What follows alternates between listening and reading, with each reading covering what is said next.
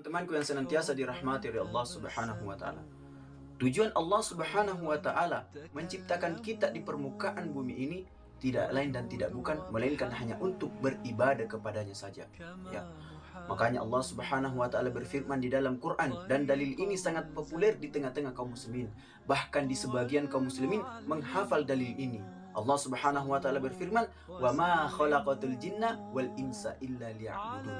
Dan tidaklah aku ciptakan jin dan manusia melainkan hanya untuk beribadah kepadaku.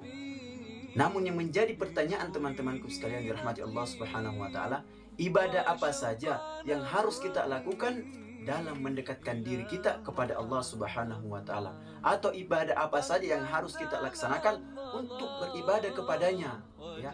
Atau memang ada ibadah-ibadah yang lain yang harus kita lakukan untuk mendekatkan diri kepada Allah Subhanahu wa taala? Ya, pada kesempatan kali ini kita akan membahas, ya.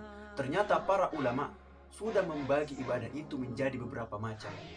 Tetapi secara umum, para ulama membagi ibadah itu menjadi dua macam. Apa saja? Yaitu ibadah mahdhah dan ibadah ghairu mahdhah. Apa itu ibadah mahdhah? Ibadah mahdhah adalah ibadah khusus. Ya, ibadah khusus yang sudah ditetapkan oleh Allah Subhanahu wa taala. Baik itu tata caranya, perinci-perinciannya, seperti waktu, sifat, tempat, jumlahnya, ya. Dan selain ibadah mahdhah itu bentuknya wajib, maka ibadah mahdhah juga harus betul-betul, ya, mengikuti apa yang telah dicontohkan oleh Rasulullah SAW. Contoh ibadah mahdhah: salat, puasa, zakat, dan semisalnya. Sedangkan ibadah ghairu mahdhah adalah ibadah yang tidak ditetapkan secara detail perintahnya. Contoh ibadah ghairu mahdhah seperti membantu orang lain, membantu orang tua, berzikir, dan semisalnya.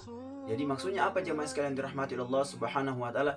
Tentu dengan penjelasan yang tadi, ya, itu menunjukkan bahwasanya ibadah yang ada di permukaan bumi ini atau ibadah yang ada di dalam agama Islam itu sangat luas cakupannya, tergantung dari aspek mana kita menilai tentang ibadah itu.